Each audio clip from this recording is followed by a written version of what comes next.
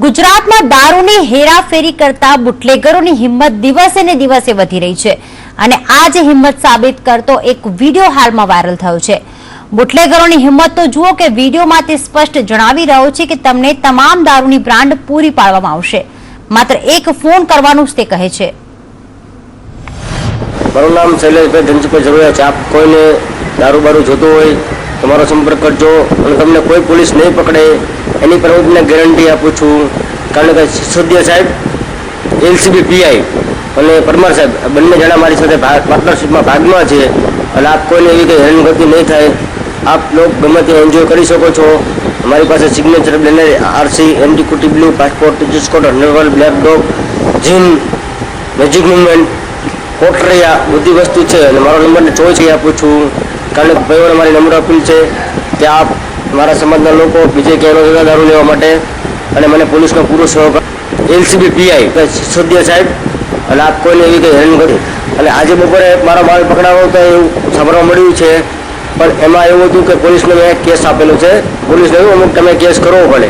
હું આપ લોકોને કહું છું કે આપ મને હેલ્પ કરો। હું થોડોક બેલામાં છું અને પોલીસ પણ મને હેલ્પ કરે છે અને મને તમને ધંધો કર અને 40% તું પૈસા રાખ અને 60% અમને આપજે।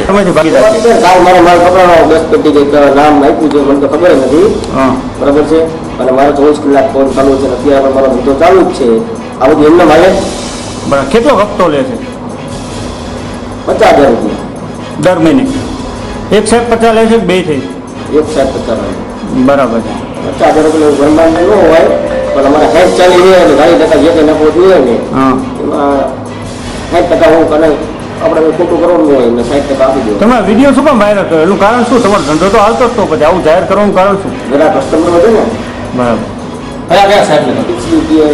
સિસોદિયા સાહેબ અને એડી પરમાર અને એમના પૈસા લેવાનો અજયસિંહ પરમાર એક આવે છે, કાળું બુલેટ છે, જે બુલેટ લઈને આવે છે। તમે આ રીતના વિડીયો ખુલ્લેઆમ જાહેર કરો છો, તમને કોઈ ડર હું નામ ઓછું કરવા માટે માંગુ છું અને ધંધો આ અત્યારે રોજ હું 15-20 પેટી વેચું છું ને મને મારું કંઈ ભરણ પોષણ નથી થતું। મારે રોજ 50-60 પેટી વેચાય ને જો મારા ડિમોરલાઇઝ કરવા, પોલીસને ડિમોરલાઇઝ કરવા માટે આ વિડીયો વાયરલ કરેલ છે।